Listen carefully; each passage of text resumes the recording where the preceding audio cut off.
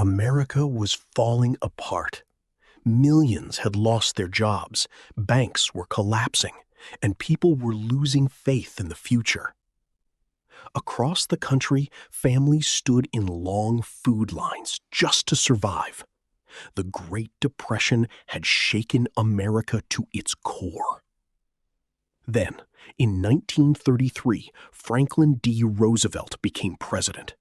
He promised Americans something they desperately needed: hope. Roosevelt launched the New Deal, giving the federal government an unprecedented role in the economy. Millions welcomed it, but powerful Americans were deeply worried.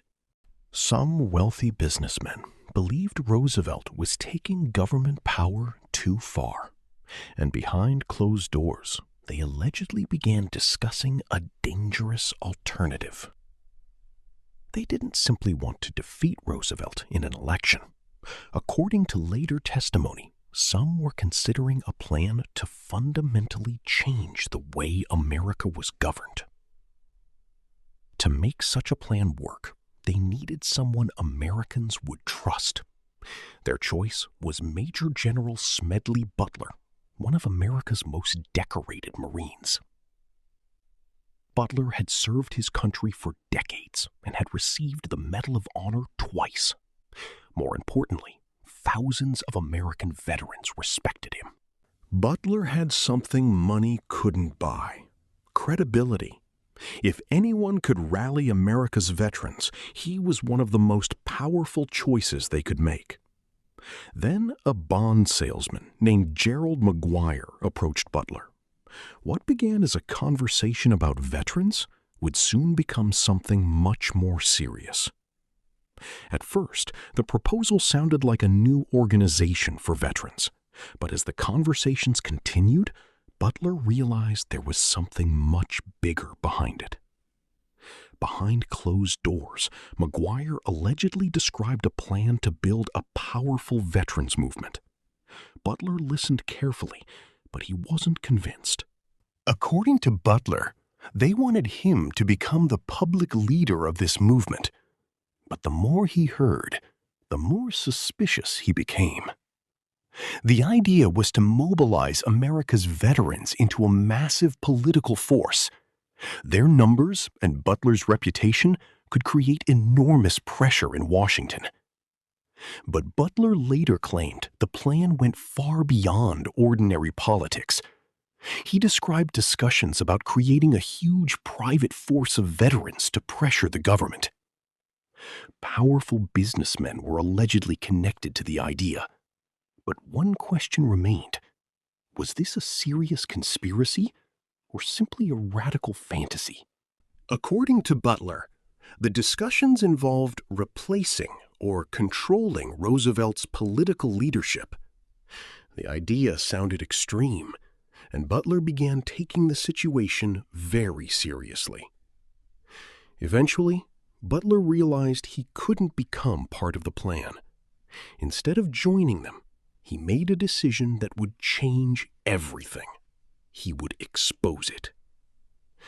Meanwhile, Roosevelt continued working from the White House, focused on the Depression and his New Deal.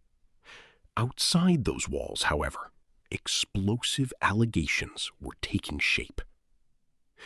Roosevelt was trying to expand government to save the economy. His opponents feared that same expansion of power, and some were allegedly considering an extraordinary response. Butler chose to tell the authorities what he claimed had happened. The decorated Marine who had supposedly been recruited to lead the movement was now prepared to testify against it. In 1934, congressional investigators began examining Butler's allegations. They now had to determine whether America had uncovered a genuine conspiracy. Then, Butler walked into a congressional hearing room. Journalists, lawmakers, and investigators were waiting to hear one explosive question: was someone really planning against the president? Butler testified that he had been approached about leading a massive veterans movement. He claimed powerful individuals were behind the idea, turning the hearing into a political bombshell. His allegations were extraordinary, but Congress needed more than a shocking story. Investigators needed evidence that could prove how serious the plan really was. Soon, newspapers across America began reporting on Butler's allegations. The possibility of a political conspiracy against Roosevelt suddenly became national news. Ordinary Americans were stunned by what they were reading. Could powerful Americans really have been planning against their own president? But the biggest question remained unanswered. Was Butler describing a genuine coup plot, or had a small group of men simply talked about an idea that could never succeed? The Congressional Committee said it had evidence supporting important parts of Butler's testimony, but it never established that a fully operational coup was actually ready to take place. In the end, no army marched on Washington, no government was overthrown, and Franklin Roosevelt remained President of the United States. Roosevelt continued leading America through the Great Depression. The New Deal continued, and the country's constitutional system remained intact. The people connected to the allegations were never convicted of attempting to overthrow the government, and that left the story surrounded by unanswered questions. Butler walked away from the proposed movement. The man they allegedly wanted as their leader had instead become the man who exposed the entire story. And that's what makes this story so fascinating. What if Butler had said yes? And what if thousands of veterans had actually followed him? Was it a genuine coup conspiracy, an ambitious political scheme, or something in between? Historians still debate how seriously the plan should be taken.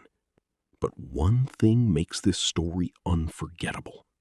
The man they allegedly wanted to use as the face of their movement became the man who stood against it.